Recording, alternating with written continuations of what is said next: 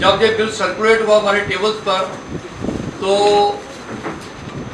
मैंने उसी दिन जब मैंने इस बिल की चर्चा बीजेपी के नेताओं से की, वो कहते हैं इस बिल के अंदर में कुछ भी नहीं है, ये जम्मू के इकॉनमी की मौत नहीं है, ये जम्मू के अंदर में जो वेस्ट पाकिस्तान रिफ्यूजीज है, जो लोग बिजनेस करने के लिए आए हैं, उन सबको खदेड़ने का प्रयास एक ही बार किया जा रहा है। इस बिल के अंदर में एक ही ब्रैकेट के अंदर में सेल के साथ में सेल होती है बिटवीन द स्टेट्स। सामने देखिए लीज जो है आपकी lease, request, bill, exchange of property, grant of occupancy right सब इसमें डाल दिए गए। इससे क्या होगा, हमारी स्टेट के अंदर में एक तो जो वेस्ट पाकिस्तान के जो रिफ्यूजीज बैठे हैं वो तो इलीगल हो जाएंगे, उनका स्टेट एक्ट नहीं है। दूसरा जो इंडस्ट्री जहाँ चल रही है वो सारी क्रिपल हो जाएगी, और जो यूनियन गवर्नमेंट के जो ऑफिस जहाँ फंक्शन कर रहे हैं वो कैसे फंक्शन करेंगे जब उनका लीज राइट नहीं होंगे।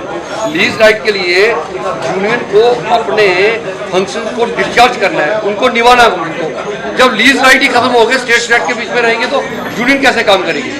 आज तो ये पूरी एक इकॉनमी को चोक करने की बात की जा रही है, उसके साथ में एक सोशल अपील भी होगा जहाँ पर जो लोग 70 वर्षों से जहाँ पर टिके हैं उनका स्टेटस क्या रहेगा। सर, आपने बात की इस आर्टिकल 370 को स्ट्रेंथन करने के लिए ड्रैकोनियन लॉ है, क्या कहेंगे आप इससे? ये ड्रैकोनियन लॉ है, ये आर्टिकल 370 को मैंने अपने पूरे भाषण के अंदर में जो कहा है उसको आप सुन लीजिए।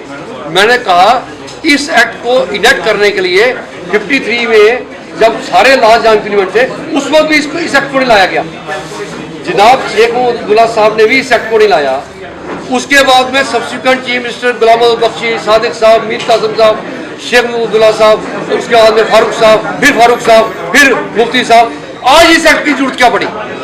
आज इस एक्ट की जरूरत इसलिए पड़ी कि सेपरेटिस्ट का प्रेशर बहुत ज्यादा है, और वो सेपरेटिस्ट के प्रेशर के अंदर में इस बिल को लाया गया। और जम्मू के लिए श्यामा प्रसाद मुखर्जी का पखवाड़ा चल रहा है, और सबसे पहला अटैक श्यामा प्रसाद मुखर्जी की आइडियोलॉजी पे बीजेपी ने किया।